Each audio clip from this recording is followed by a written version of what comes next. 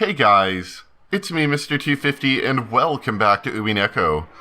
We last picked up at, I guess, all the adults talking about how there's something suspicious going on with not being able to find Kinzo, and also talking about all that money stuff that we've sort of become used to, but I guess this is the planning stage of it, which means that Natsui's ruse isn't exactly going as well as she planned, I suppose.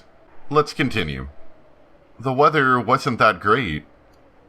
The weekend forecast had said that there was a high likelihood of a tropical cyclone growing into a large typhoon. If unhappy premonitions tend to be right, this year's family conference will probably take place in absolutely horrible weather. Oh, who would have guessed that one? No, I wish that a typhoon large enough to stop boat travel to the island would sail Rokenjima away forever.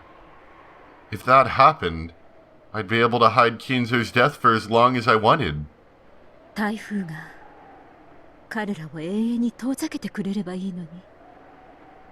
Natsui let out a deep sigh. Just doing that made her headache throb.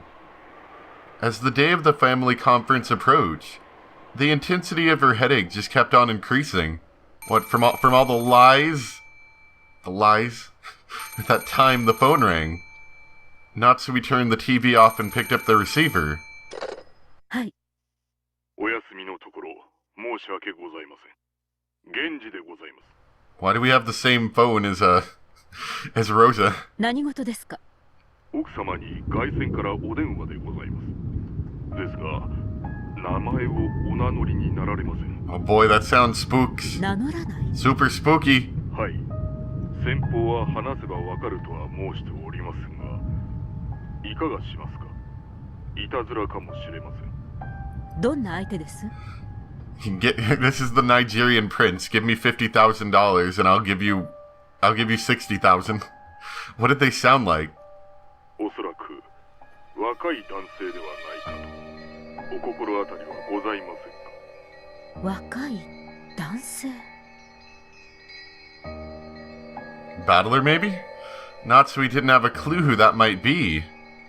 In the first place, there was no one amongst her acquaintances who would do something as rude as refusing to state their name. And on top of that, a young man? As a wife, she must avoid any contact that might be considered suspicious with anyone other than her husband, much less a young man.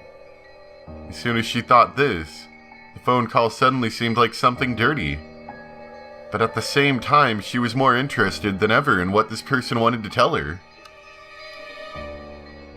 Could it be that there was some kind of trouble related to Cross's business? What if there was some particular reason that they needed to talk to Cross's wife, instead of Cross directly? No matter what it is, it's my duty as a wife to listen and report to Cross. If it's some strange kind of threat, I just have to firmly refuse and inform Cross that I received such a phone call. If it's just irritating, then I just have to tell Genji to never again send me a call if the caller doesn't state their name. As Natsui thought this, she told Genji, who was offering to hang up after all, to connect her to this person. And she set the receiver down. After a short while, the phone rang again. もしもし。 This wasn't the internal line. It was the external phone line, which Genji had redirected to her. So it should already have been connected directly with the mysterious man. However, the person on the other end didn't respond to her. Not liking this at all, Natsui spoke one more time, sounding displeased. もしもし。誰ですか？名を名乗りなさい。 Heavy breathing. She heard something that sounded like a sigh. A very spooky sigh. She automatically gulped. After remaining silent for a little longer, the man finally answered.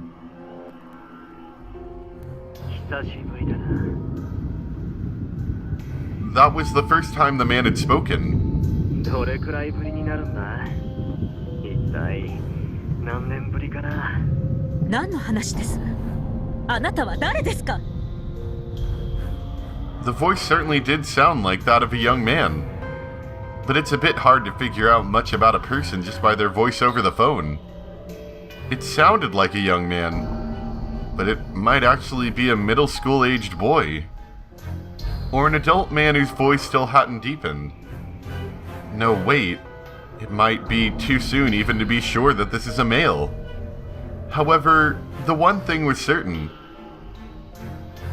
Though this person spoke to Natsui in such a familiar and casual manner, Natsui had absolutely no clue who it was. 俺が誰かを名乗るのは簡単だ。だが、それでは俺が。You don't want them to be sad, of course. 何を言っているのか分かりかねます。あなたは誰ですか？そして私に Stop being cryptic, phone person. それが言えないなら興味はありません。切りますよ。俺の望みはあんたに思い出してもらう。何を思い出せというのですか？あなたなど知りませんし、思い出すような心当たりもありません。そんなこと言うなよ。俺はあんたの子供じゃないか。Uh-oh. 何ですって？ Well, now it's getting interesting.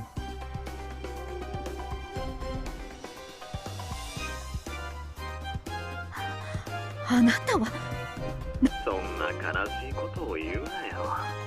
か。You know what they say, if you win the lottery, there's all sorts of people claiming to be your family running around.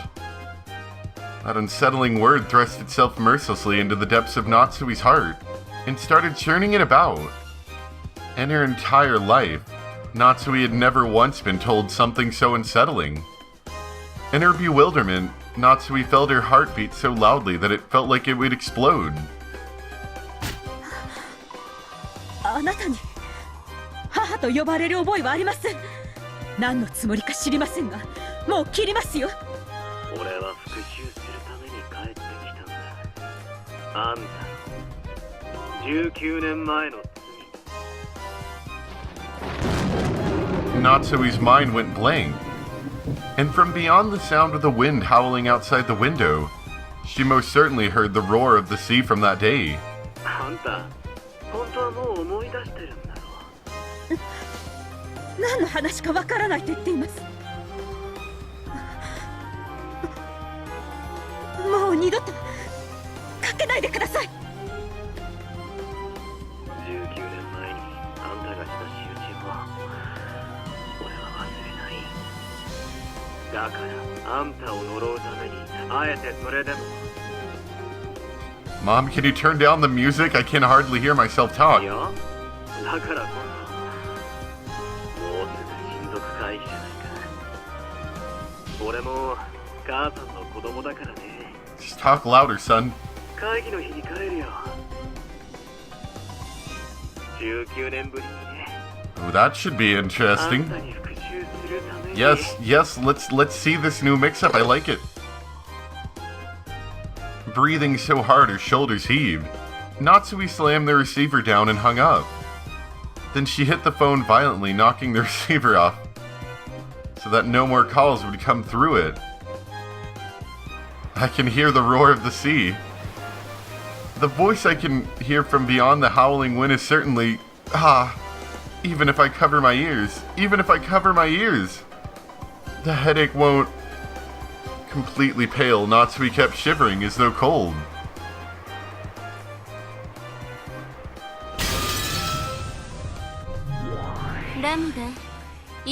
That certainly mixes some things up. Where'd this kid come from, Natsui? Of course, then again, maybe that means Cross's business is doing well. Someone heard of it and they're like, oh, I'll just pretend to be their kid.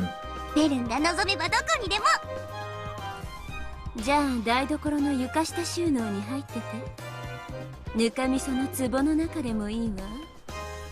ああ、私を味噌につけてかじってくれるの？でもそれなら蜂蜜につけてほしいものだわ。お返しにベルンは砂糖水で煮込んであげる。せめて砂糖醤油とみりんにして。それで何？復唱要求でも気取っちゃう？そうよ。この夏日の電話のやり取りは事実？ Is Natsui having fake phone conversations again? Lambda Delta grinned unpleasantly, as though sizing Burn Castell up. She was probably trying to tease Burn for making that demand. 復唱拒否？さーてね、拒否か応じるかどうしよっかな。それを決めるのはゲームマスターの私の自由だし、その判断をいつするかさえ自由。青字宣言でない限りあんたに答える義務はないしね。そういうこと今はせいぜい夏日の19年前に一体どんな秘密がとワクワクテカテカしてなさい。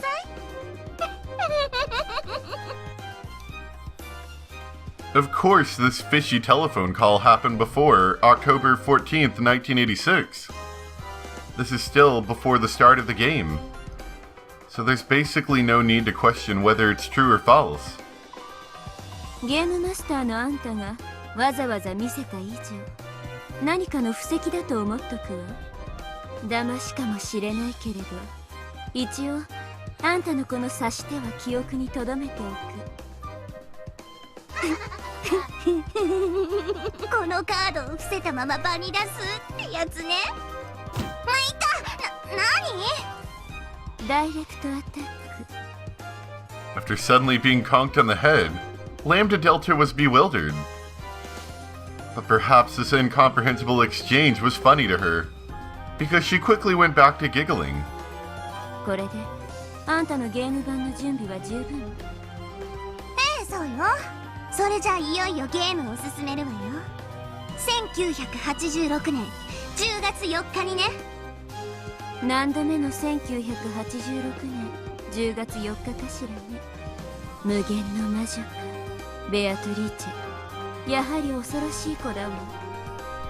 ベルン側は何か行動ある？ないわよ。あんたが復唱要求に応えないならそれで終わり。ターンエンドね。スタート。クリーンアップ。ドロー。 That's not what she said. さあ来たれ。1986年10月4日。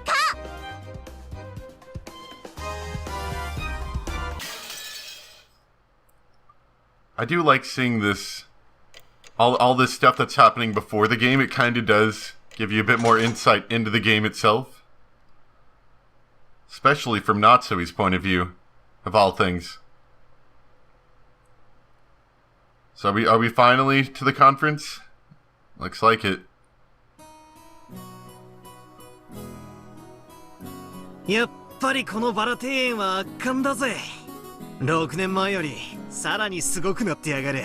Natalie looks so happy. こんなのが似合わなんて羨ましいぜ。んなことはねえぜ。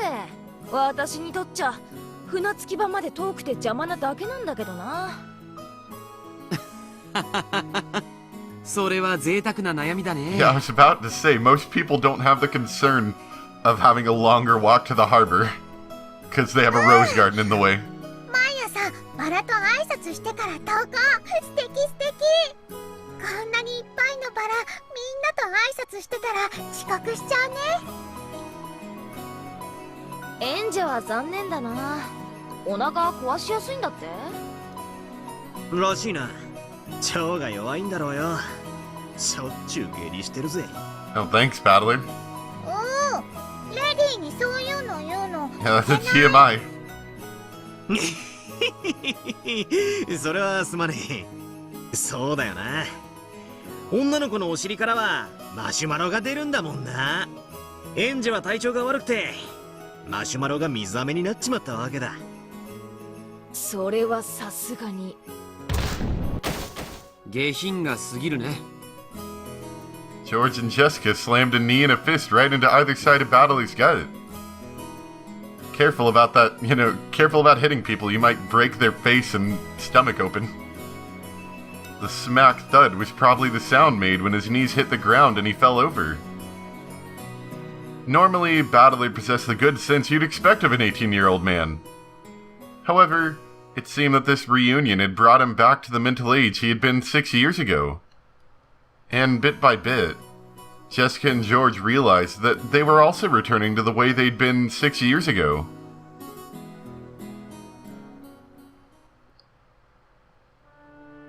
Natsui gazed at this charming chat through an open window in the hall. 奥様、旦那様がお探しです。もう少ししたら行きます。まだお昼にもなっていないのに疲れました。 Just a few moments ago, the sparks had already started flying between them and Eva's group. The others had pounded on Cross and Natsui over and over to get Kinzo out of his study. Apparently they hadn't been fully tricked at last year's family conference after all. お父様は問題ありませんね。はい、お任せを。シャノンとカノンも今日の段取りを十分に心得ております。熊沢は嘘をつくのが上手なようですから心配しませんが、南條先生が少し心配です。隠し事が苦手そうでおられますから。お任せを。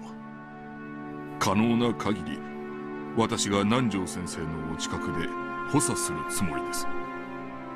あなたがいてくれるなら頼もしいですね。本当に助かります。現地の力なくして成し得ないことです。恐縮でございます。安心せよ。書斎の密室結界は完璧だ。結界を破らぬ限り誰にも金蔵の秘密を暴くことなどできない。 Okay. I was sitting here, I'm like, is this the meta world? When did Beatrice get back? But no, this is Beatrice talking to Natsui within the world on a different it's very confusing, but I think I've got an understanding of it. It's still the Beatrice in the game world, not the meta world that, you know, the game is happening in kind of thing, I guess. That was really bad explanation. 分かっています。しかしあなたも先ほどの客までのやり取りを聞いていたでしょう。やはり去年の時点で相当の不信感を持たれていたのであろうな。凄まじき毒素を溜め込み振りまいておるわ。やはり今年が正念場になりそうですね。今年を何とか乗り越えることはできようが、仏の顔もなんとやらだ。さすがに来年は無理と心得た方がよかろうな。これほどまでに反魔法の毒素が満ちては、来年の親族会議でもゴールドスミス教の魔法を維持するのは難しいでしょう。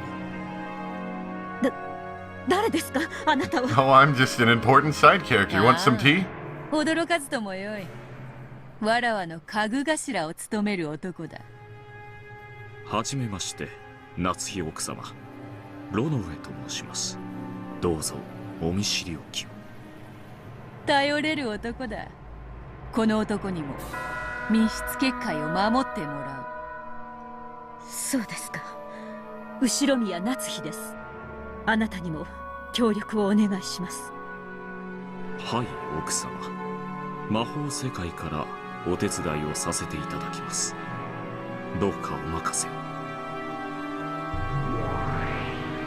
ついでだから私も紹介してもらおうかしら。The whole gang's back. はい、リーチェ。ご無沙汰。ガープか。そなたまで来てくれるとは心強い。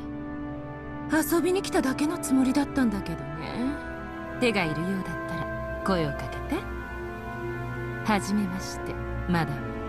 挨拶するのは初めてだけど、私はいつだって誰のそばにでもいるわ。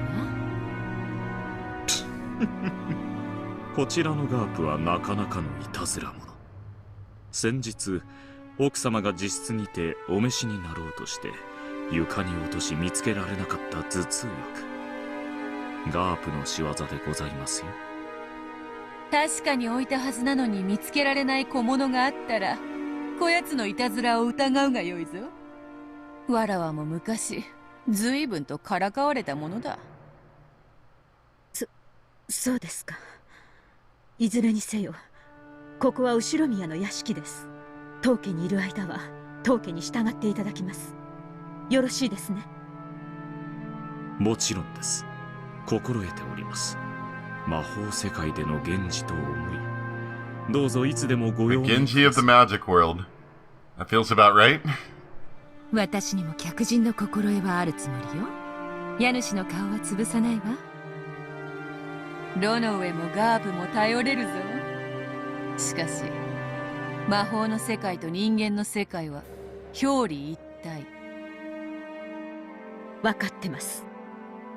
もちろん私も人間の世界から努力します。うん。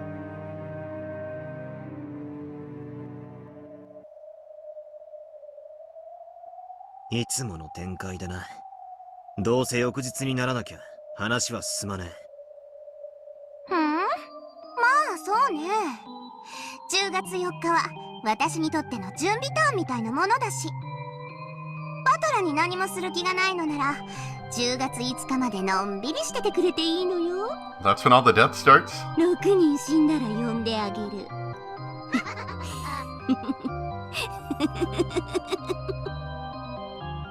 Of course, that was a very irritating way to say it. The fight won't start until the crime occurs. However, waiting for the crimes to start would mean turning a blind eye towards the murders of the first Twilight. In other words, it was the same as being content with the fact that 6 people would die. Well, I get what you're saying, Battler, 知ってる？ but we don't exactly have an option on that. チェスの先手と後手では先手の勝率が2倍とも言われてるのよ。戦術の進歩でだいぶ変わるけどね。後手はドローを狙えれば上々とか言われてるんだっけ。え。先手必勝くらい俺も知ってるぜ。ならどうしろってんだ。そんなだからあんたは無能なのよ。本当にいい？バトラー、10月4日にだって解くことができる謎は存在するわ。 Oh, is that so? 何が解けるかわかる？まさか。あ、いや、しかしまあ見てなさい、無能のバトラー。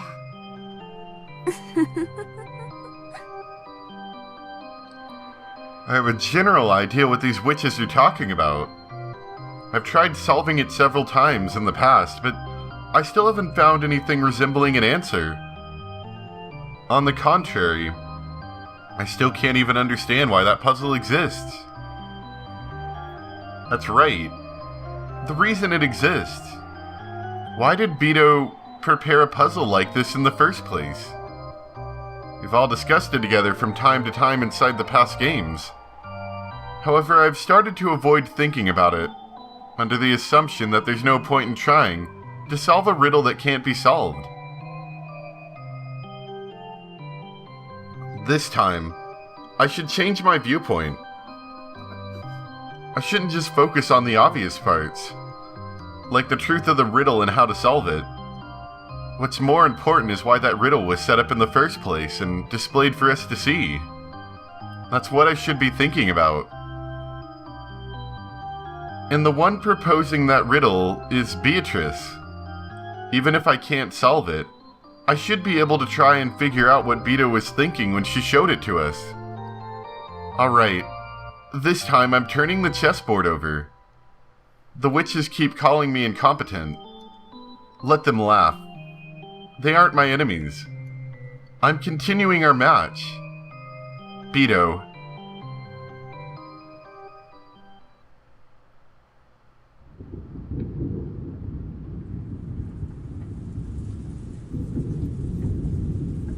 Oh? とうとう降り始めたようやな。やれやれ、土砂降りは心の中だけにしたかったもんだぜ。The people in the parlor noticed that raindrops had started to drip down the window. これで親族会議が終わるまで私たちには逃げ場なしってわけね。それは兄さんたちだって同じよ。逃がさないわ。対にこっちのカードは悪くないのよ。兄さんは虚勢を張ってるだけだわ。絶対に屈服させてみせる。取引っちゅうんはな、相手を任すもんとちゃうで。秀吉さんの言う通りだわ。さっきの話もちょっと追い詰めすぎよ、エヴァ姉さん。兄さんにはあれくらいでちょうどいいわよ。なんだ、ローザは寝ちまったのか？朝が早かったとぼやいとったな。ま、昼寝もええんとちゃうか。下手すりゃ今夜は徹夜だ。今から仮眠も賢いかもな。 Out of consideration for Rosa, who had fallen asleep on a sofa, the others quietly left the parlor. Unaware of this, Rosa slept. After telling Maria to just stay where she was after the tantrum of not being able to find her rose, Rosa slept, unaware that the rain had started to fall. Rosa's best mother.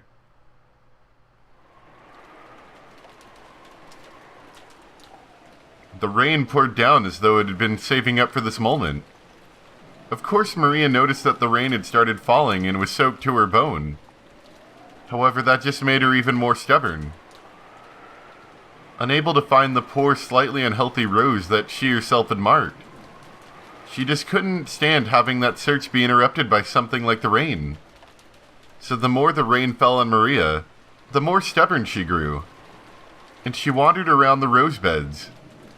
As she did, from behind Maria's back came a patter, patter, the sound of approaching footsteps. Then the footsteps landed in a puddle, making a small splashing sound, and Maria finally heard. However, even the slight distraction that sound caused made her feel irritated, and Maria ignored it despite having heard it. Konnichiwa. Maria turned around bewildered. After all, that voice was one she didn't recognize at all. On the sealed-off Rokenjima, that voice belonged to no person she knew.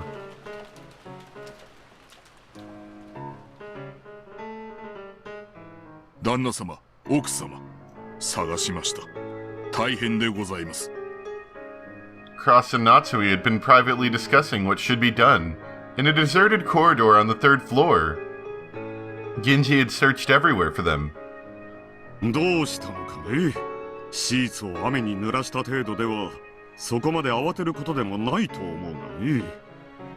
何事です？何か粗相でも？海難事故で漂流されたと申す方が、先ほどお屋敷にいらっしゃられました。And I bet Natsui's remembering now. Cross and Natsui couldn't help but go wide-eyed and look at each other. This was the first time that they had ever heard of someone coming to this island uninvited. 漂流？それは本当かね。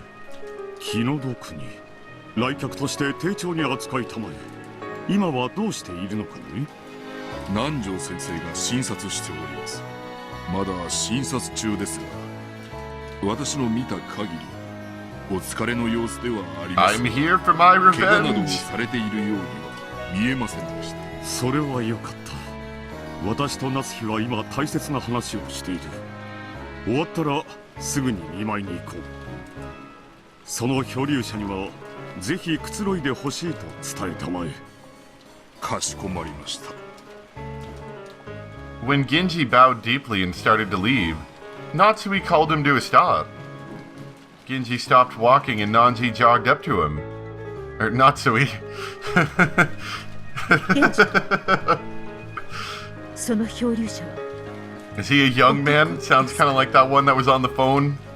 いいえ、お嬢様くらいの Oh, 若 okay, い never 女性 mind. でございます。Just kidding, rips off mask. It is me. I've come for my revenge, mother. 女性そうですか。結構です。下がりなさい。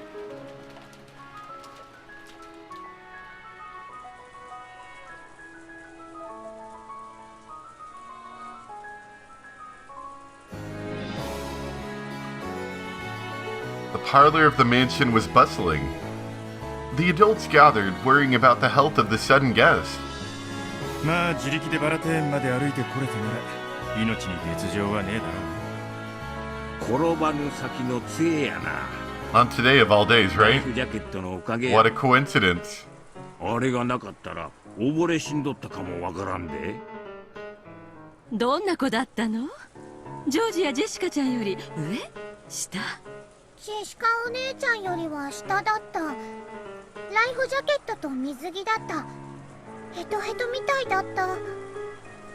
漂着したのが船着き場のあたりだったなら本当に不幸中の幸いね。もし島の反対側だったら大変だったわ。しかし気の毒ね。この天気じゃきっと船も来られない。明日いっぱいまで彼女もこの島に釘付けかしら。 At that moment, the door clunked open, and everyone looked in that direction. 皆様、お茶はいかがですか? It was Goda and Cannon, with the latter pushing a serving cart laden with a tea set.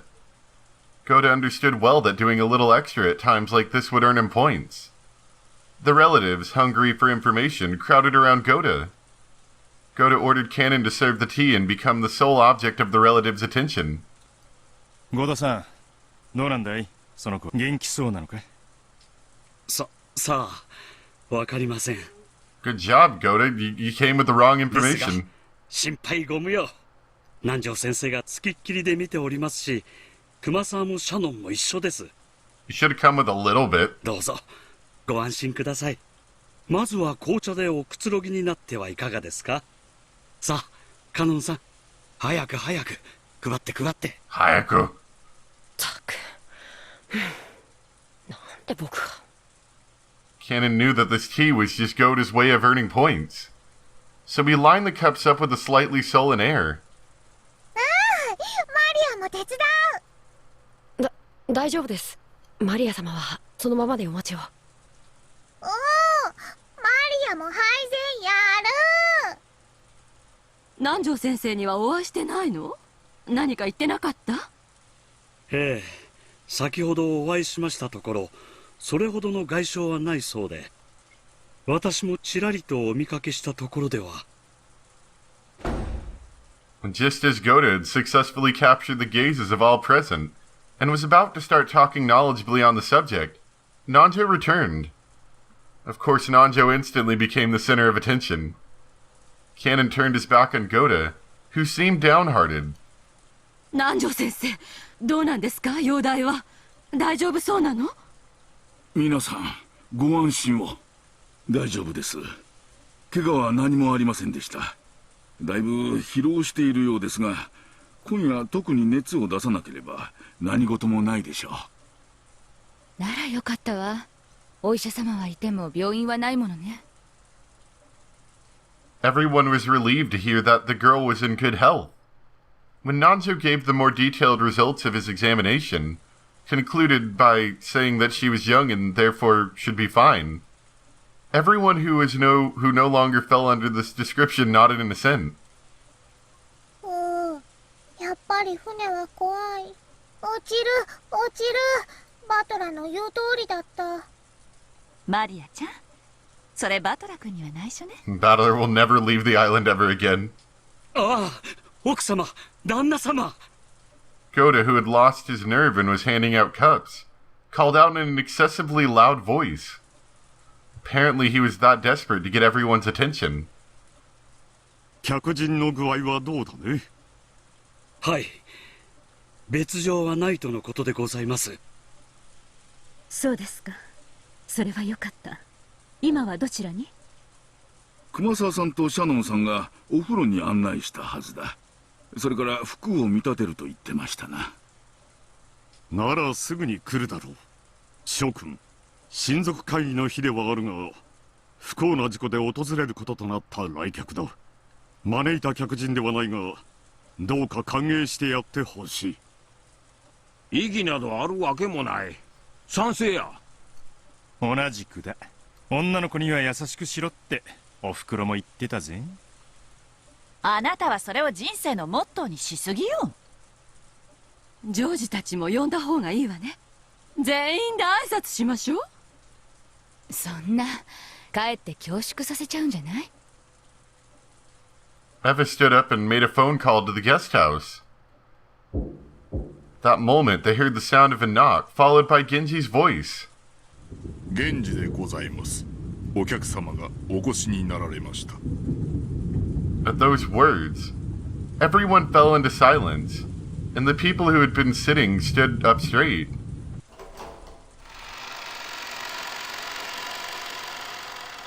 Genji came in first, opening the door slowly, then moved off to the side, bowing deeply and urging the guest forward.